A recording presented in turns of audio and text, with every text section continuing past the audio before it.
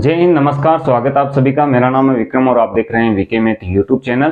तो आज का जो वीडियो है दोस्तों, कक्षा 10 की गणित के लिए चैप्टर फर्स्ट का पार्ट 7 है, जिसमें हम 1.3 जो एक्सरसाइज है उसके क्वेश्चन सोल्व करने वाले हैं। और यहाँ पर दोस्तों जो ये एक्सरसाइज है 1.3, इसमें से क्वेश्चन पक्का एग्जाम में पूछा जाता है हर बार। यहाँ पर देखिए क्वेश्चन जो है सेम मेथड के क्वेश्चन है सभी के सभी, और यहाँ पर एक क्वेश्चन का मेथड मैं आपको बताऊंगा और बाकी की चीजें मैं आपको समझा के बताऊंगा कि किस तरीके से आपको सोल्व करना है। तो इससे पहले के दोस्तों 6 वीडियो में हमने 1.2 एक्सरसाइज तक कंप्लीट किया है, और यहाँ पर पहला जो इसका पार्ट और सेकंड जो इसका पार्ट है उसमें मैंने इसका बेसिक कंसेप्ट बताया है कि परिमेय संख्याएं, अपरिमेय संख्याएं, वास्तविक संख्याएं क्या होती है। तो वो वीडियो अगर आप देख लेते हैं तो ये क्वेश्चन जो है आपके अच्छे से समझ में आ जाएगा। चलिए वीडियो को शुरू करते हैं। यहाँ पर दोस्तों 1.3 एक्सरसाइज का जो पहला क्वेश्चन है वो इस प्रकार से है। सिद्ध कीजिए कि √5 या स्क्वायर रूट 5 एक अपरिमेय संख्या है। यहाँ पर देखिए कोई भी संख्या है जो कि स्क्वायर रूट में है और या तो अभाज्य संख्या होनी चाहिए या दोस्तों नॉन परफेक्ट स्क्वायर नंबर यानी कि पूर्ण वर्ग संख्या नहीं होनी चाहिए,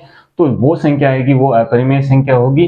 तो इस एक क्वेश्चन का मेथड मैं आपको समझा देता हूं। कहां से पूछा जाता है कि सिद्ध कीजिए कि √5 एक अपरिमेय संख्या है। √5 की जगह कोई भी संख्या √3, √2 या √7, √6 इस प्रकार से दी जाती है कि जो नॉन परफेक्ट स्क्वायर नंबर है उन्हें हम किस प्रकार से सिद्ध करेंगे, सभी का एक ही मेथड है। तो यहाँ पर दोस्तों देखिए क्वेश्चन लिखने का तरीका क्या है। यहाँ पर कोई भी कैलकुलेशन ज्यादा नहीं है। यहाँ पर हमें क्वेश्चन को तरीके से लिखना है। यहाँ ऐसे क्वेश्चनों में बहुत सारे डाउट्स रहते हैं, आज सभी मैं आपके क्लियर करने वाला हूँ। यहाँ पर हम सबसे पहले क्या करेंगे, हमें सिद्ध करना है √5 एक अपरिमेय संख्या है। तो इसके विरुद्ध यानी कि इसका विलोम या इसका उल्टा हम मान लेंगे कि √5 एक परिमेय संख्या है, जिसे हम p/q के रूप में लिख सकते हैं, जहाँ p और q क्या है, सहभाज्य संख्या है। यानी कि अगर p और q दोनों पूर्णांकों का HCF निकाला जाए तो HCF 1 आना चाहिए, जैसा कि मैंने बेसिक में आपको बताया है। तो वहां पर हम क्या करेंगे, यहाँ इसका स्क्वायर करेंगे और 5 से या तो p को या q को डिवाइड कर देंगे। तो जब डिवाइड करेंगे एक उभयनिष्ठ गुणनखंड 5 निकल के आएगा। परिमेय संख्या होने के लिए यह आवश्यक है कि उनका कोई भी सार्वक गुणनखंड या हम कहें उभयनिष्ठ गुणनखंड नहीं होना चाहिए दोनों पूर्णांकों का। तो वह क्या हो जाएगी, जो हमारी कल्पना होगी वो गलत हो जाएगी और ये क्या हो जाएगी, एक अपरिमेय संख्या। चलिए क्वेश्चन को स्टार्ट करते हैं। यहाँ पर दोस्तों सिद्ध करना है कि √5 एक अपरिमेय संख्या है। तो सबसे पहले तो इसका उल्टा हम मान लेते हैं, माना कि √5 एक परिमेय संख्या है।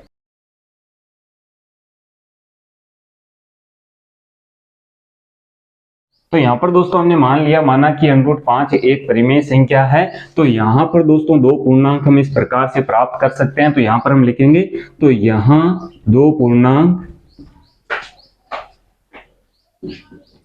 पूर्णांक का हम नाम लिख देते हैं। जैसे पहला p है, p तथा q इस प्रकार प्राप्त कर सकते हैं। यहाँ पर देखिए किस प्रकार p और q पूर्णांक है कि यदि दोस्तों √5 को हमने एक परिमेय संख्या माना है तो इसे हम p/q के रूप में लिख सकते हैं। तो यहाँ हम लिख सकते हैं कि √5 जो है p/q के बराबर है, क्योंकि यहाँ पर p/q एक परिमेय संख्या और इसको हमने माना है। अब यहाँ पर देखिए क्या होता है कि जो q होता है, जो इसका डिनोमिनेटर हर होता है वो 0 के बराबर नहीं होना चाहिए। पहली शर्त यह है। दूसरी शर्त यहाँ पर दोस्तों क्या है, यहाँ आप इस प्रकार से लिख सकते हैं, जहां q बराबर नहीं है 0 के और p व q क्या है, सहभाज्य संख्याएं हैं। सहभाज्य संख्या का मतलब क्या है कि जब हम HCF निकालेंगे p और q दोनों का, तो वो क्या आना चाहिए, एक ही आना चाहिए। एक के अतिरिक्त इनका कोई भी गुणनखंड नहीं होना चाहिए, तभी क्या होगा, p/q एक परिमेय संख्या होगी, जैसा कि मैंने आपको बेसिक में समझाया है। अब यहाँ पर दोस्तों देखिए क्या करना होता है। पर दोस्तों हमारे पास है √5 बराबर p/q, तो यहाँ पर इसके बटे में हम 1 मान लेते हैं और इनका वज्र गुणा करा देते हैं। तो क्या होगा, देखिए q गुणा हो जाएगा √5 से और p है जो किससे गुणा होगा, p 1 से गुणा होगा तो p आएगा। इसके बाद में हमें क्या करना होता है, दोनों पक्षों का वर्ग करना होता है। और दोस्तों वर्ग या स्क्वायर हम कहें तो वो हम क्यों करते हैं, यहाँ पर दोस्तों हमें इसका एक सार्वक गुणनखंड ज्ञात करना होगा। किस तरीके से करेंगे देखिए समझिए। यहाँ पर देखिए सबसे पहले तो दोनों पक्षों का हम स्क्वायर करेंगे यानी कि वर्ग करेंगे। तो यहाँ पर दोनों का वर्ग कर देते हैं। यहाँ पर ब्रैकेट में हमें लिखना भी है दोनों पक्षों का वर्ग करने पर। तो दोनों पक्षों का हम वर्ग करेंगे। देखिए क्या होगा, यहाँ पर दोस्तों q है तो q का स्क्वायर होगा क्योंकि स्क्वायर है, और √5 यानी कि √5 का गुणा √5 से कराएंगे। इसका स्क्वायर कर रहे हैं तो √ हट जाएगा, केवल क्या आएगा, 5 आएगा। तो यहाँ पर 5 आ जाएगा और बराबर में क्या आ जाएगा, p का स्क्वायर आ जाएगा। अब यहाँ से देखिए समझने वाली बात यह है पर दोस्तों q स्क्वायर के गुणा में 5 है तो इसे हम उधर पक्षांतरण करेंगे तो p स्क्वायर के बटे में आएगा। यानी कि यहाँ पर हम कह सकते हैं कि p स्क्वायर है जो 5 से विभाजित होगा, तो यहाँ पर हमें लिखना है कि p स्क्वायर 5 से विभाजित है तो p भी 5 से विभाजित होगा। ये दोस्तों एक आपका थ्योरम है, एक प्रमेय है 1.3 बुक में आप देख सकते हैं, जहां पर हमें इस प्रकार से दिया जाता है कि कोई संख्या अगर किसी संख्या के स्क्वायर को विभाजित करती है तो वह उस संख्या को भी विभाजित करेगी। यानी कि a कोई धनात्मक पूर्णांक है, इसके वर्ग को कोई मान लीजिए संख्या q दूसरा धनात्मक पूर्णांक विभाजित कर रहा है तो वह p को भी विभाजित करेगा। तो इस प्रकार से देखिए यहाँ पर हम लिखेंगे p स्क्वायर 5 से विभाज्य है या विभाजित है, एक ही बात है। तो यहाँ पर दोस्तों हमने लिखा p स्क्वायर 5 से विभाज्य है, अतः p भी 5 से विभाज्य होगा। तो यहाँ पर दोस्तों देखिए इसको इक्वेशन नंबर 1 हम दे देते हैं और यहाँ पर ये जो हमने लिखा है इसको इक्वेशन नंबर 2 हम दे देते हैं, ये आगे हमारे काम में आने वाले हैं। अब यहाँ पर देखिए हमें क्या करना है, हमें ये तो पता चल गया कि यहाँ पर जो p पूर्णांक था वह 5 से विभाज्य है, यानी कि 5 का भाग उसमें जा रहा है तो 5 उसका एक गुणनखंड हो गया। यहाँ पर दोस्तों गुणनखंड कब होता है, देखिए जैसे 6 को हम लेते हैं तो 6 के गुणनखंड होते हैं 2 और 3, ठीक है। तो 2 से 6 डिवाइड है, 3 से 6 डिवाइड है, लेकिन 6 5 से डिवाइड नहीं है। अब यहाँ पर देखिए रीजन क्या है कि 2 है जो 6 का गुणनखंड है, 3 है ये भी 6 का गुणनखंड है तो ये 6 को डिवाइड करेगा, लेकिन 5 इसका गुणनखंड नहीं है तो ये इसको डिवाइड नहीं करेगा। यहाँ पर जब देखिए अगर 5 से p स्क्वायर डिवाइड है तो p भी 5 से डिवाइड होगा। यहाँ पर दोस्तों आप लिख सकते हैं प्रमेय 1.3 से, ठीक है, प्रमेय 1.3 आप देख सकते हैं बुक में क्या है। तो यहाँ पर देखिए p अगर डिवाइड है तो हम कह सकते हैं कि p का एक गुणनखंड क्या है, 5p का गुणनखंड है। अब यहाँ पर देखिए आगे हमें क्या करना होता है, और दोस्तों p से तो हमने देख लिया कि p का एक अलग गुणनखंड है एक के अलावा, जो यहाँ पर क्या है 5 है। अब q के लिए हम देखें तो यहाँ ऊपर से मैं मिटा रहा हूँ, अगर आपको लिखने की आवश्यकता है तो आप लिख सकते हैं, ठीक है। अब यहाँ पर दोस्तों जो देखिए p यहाँ पर हमें दिया गया है, इसका मान हम कोई रख लेते हैं, माना कि यहाँ पर लिख देते हैं, माना p बराबर क्या है, कोई भी मान रख लेते हैं, जैसे 5c है या a है, m है, कुछ भी रख सकते हैं। ये हमने p का मान रखा है। अब यहाँ पर दोस्तों अगर हम इसका वर्ग करें तो यहाँ पर भी हम लिखेंगे दोनों पक्षों का वर्ग करने पर, दोनों पक्षों का जब हम वर्ग करेंगे तो ये p स्क्वायर हो जाएगा, ये 5 का वर्ग 25 हो जाएगा और c स्क्वायर हो जाएगा, ठीक है। तो ये मान हमने p स्क्वायर का निकाला है, मान रखे, क्योंकि c भी यहाँ पर दोस्तों क्या है, एक पूर्णांक है, तो यहाँ हमें ये भी लिख देना है c भी एक पूर्णांक है, क्योंकि p पूर्णांक है तो c भी क्या होगा, पूर्णांक होगा।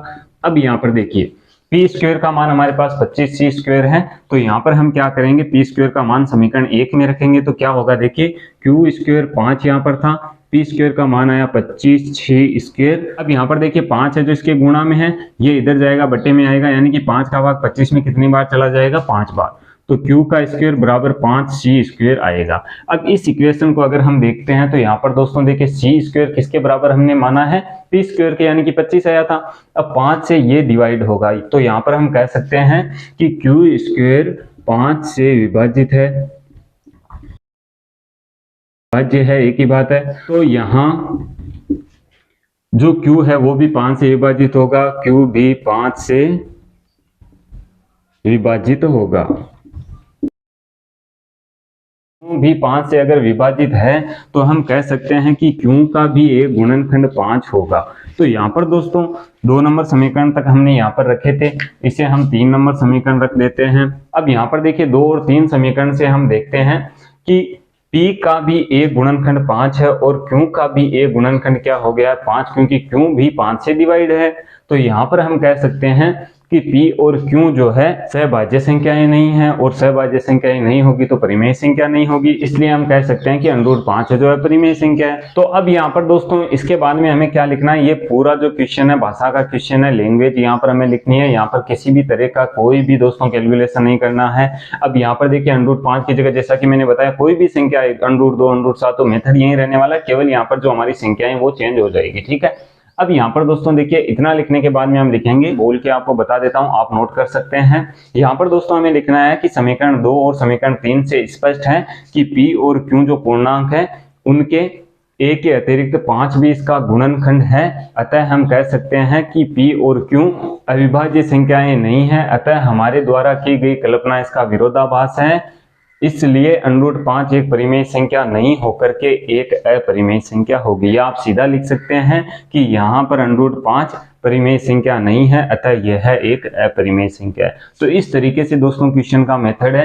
ये क्वेश्चन का मेथड आपको तभी अप्लाई करना है जब यहाँ पर संख्याएं आती है √, में √5 के लिए पूछा जाए, √3 के लिए, √2 के लिए, √7 के लिए, या कोई भी √, के अंदर ऐसी संख्या दी जाती है जो या तो अभाज्य संख्या है या नॉन परफेक्ट स्क्वायर नंबर है। ठीक है, तो सभी संख्याओं के लिए सेम मेथड होगा, लेकिन संख्याएं चेंज होंगी यहाँ पर। अब यहाँ पर देखिए, इससे अलग भी क्वेश्चन हमें दिए जाते हैं। जैसे यहाँ पर हमें इस प्रकार से दे दिया जाए 3 + √5 एक अपरिमेय संख्या सिद्ध कीजिए। तो यहाँ पर दोस्तों ये मेथड हमने किया है, इससे हमें पता है कि √5 तो एक क्या है, अपरिमेय संख्या है। तो यहाँ पर हम लिख सकते हैं सीधा ही, यहाँ पर 3 को पक्षांतरण करके सीधा लिख सकते हैं कि हम जानते हैं √5 एक अपरिमेय संख्या, क्योंकि हमने सिद्ध किया है। आगे के जो क्वेश्चन है उन्हें हम सरल तरीके से किस मेथड से सोल्व करेंगे, चलिए इसका अगला क्वेश्चन लेते हैं, उसे हम सोल्व करते हैं। तो यहाँ पर जो इसका अगला क्वेश्चन है वो कुछ इस प्रकार से, सिद्ध कीजिए कि 3 + 2 √5 एक अपरिमेय संख्या है। तो यहाँ पर दोस्तों मेथड इसका थोड़ा सा अलग रहेगा, उसी तरीके से नहीं करना है। वहां पर वो तरीका कब लगाना है, जब केवल संख्या √, में एक ही संख्या दी जाती है। इस तरीके से है तो हमें ये तो पता है कि √5 है जो एक अपरिमेय संख्या है। तो सभी संख्याओं को अगर हम √5 के बराबर कर देते हैं तो इस क्वेश्चन को भी हम सोल्व कर लेंगे। तो यहाँ पर दोस्तों देखिए क्या तरीका रहने वाला है, क्या मेथड है इसका लिखने का। यहाँ पर सबसे पहले तो हमें यही कल्पना करनी है, यही मानना है कि 3 + 2 √5 एक परिमेय संख्या है। तो यहाँ पर हम लिखेंगे मानना कि 3 + 2 √5 एक परिमेय संख्या है।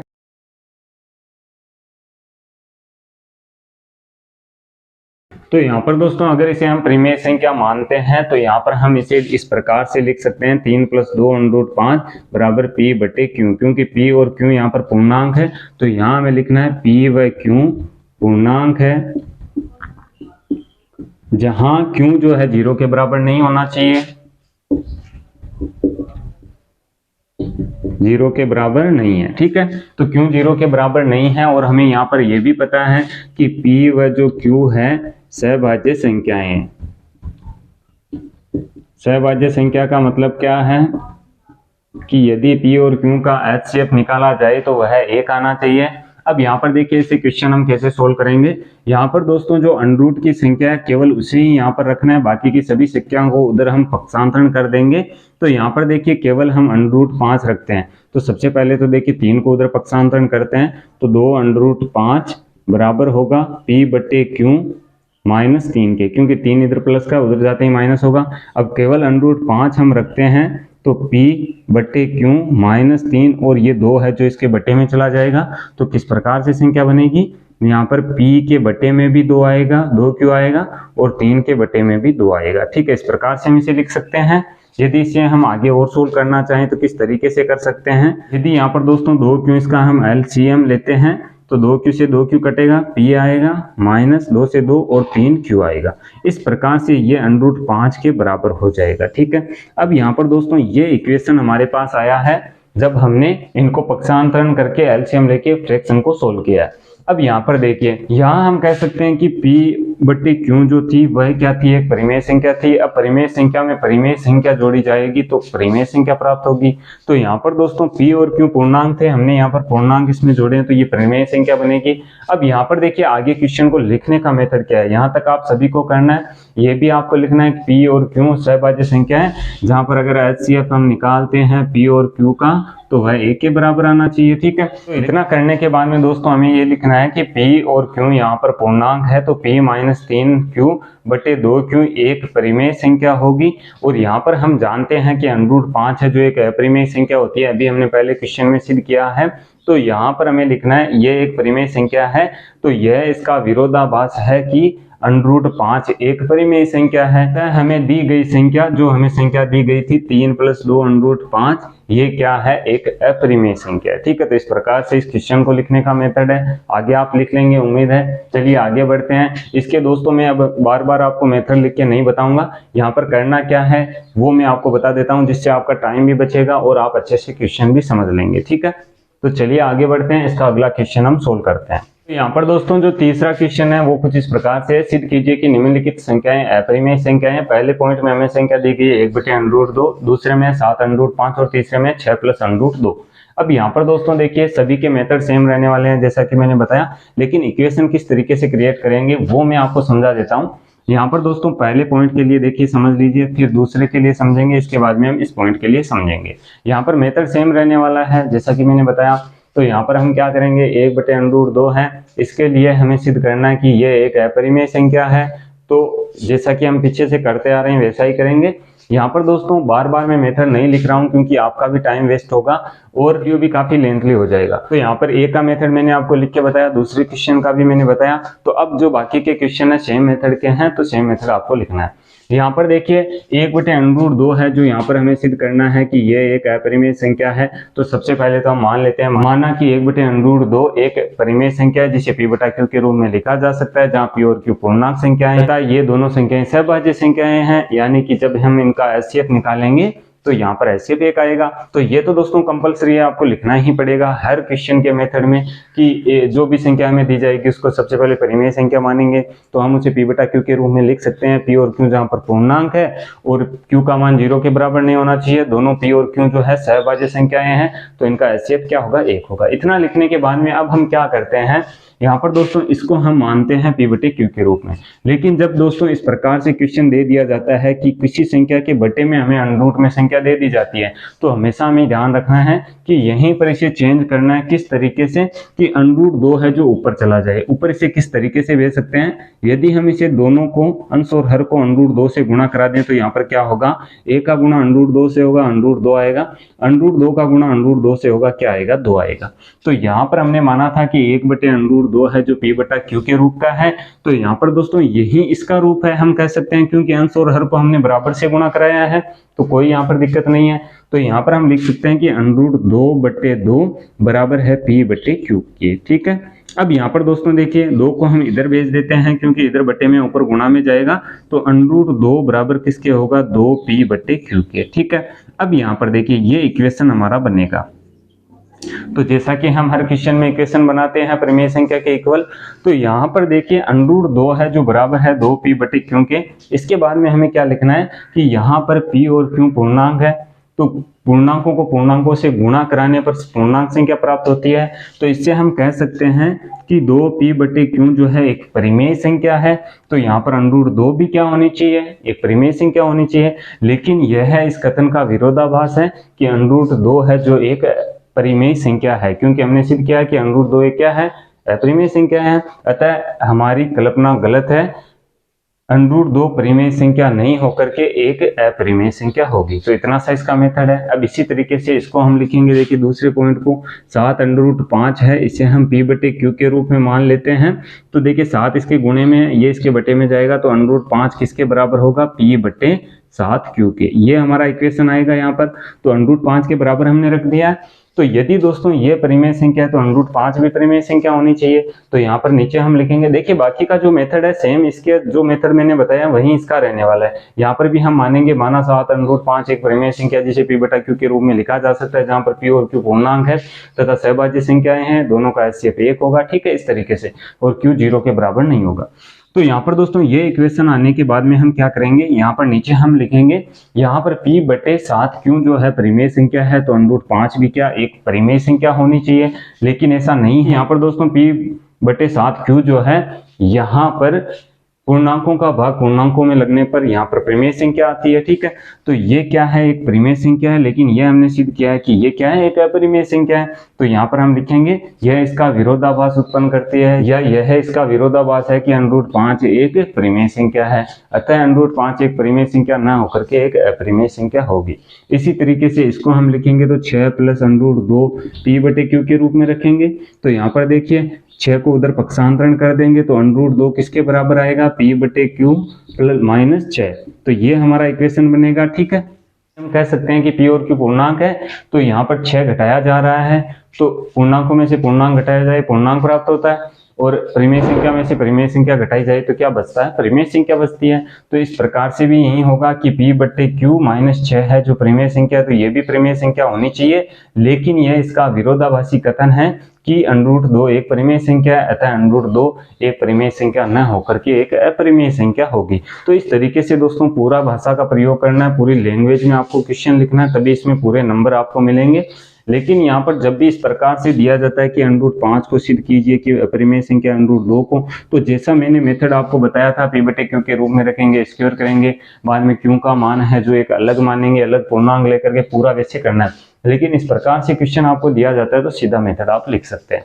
उम्मीद करता हूं कि आज के जो क्वेश्चन हमने बताए हैं आपके समझ में आए होंगे, आपको ये वीडियो पसंद आया होगा। इसके नेक्स्ट वीडियो में दोस्तों जो इसका पार्ट 8 आएगा उसमें 1.4 जो हमारा यहाँ पर एक्सरसाइज है वो हम सोल्व करेंगे। अगर ये वीडियो आपको पसंद आया तो वीडियो को लाइक और शेयर जरूर करें। आगे आने वाली वीडियो देखने के लिए आप इस चैनल को सब्सक्राइब कर सकते हैं। सब्सक्राइब करने के बाद में बेल के आइकन को जरूर प्रेस करें ताकि आगे आने वाले वीडियो के नोटिफिकेशन आपको मिलते रहें। मैं मिलता हूँ आपसे इसी की नेक्स्ट वीडियो में, तब तक के लिए जय हिंद, जय भारत, वंदे मातरम।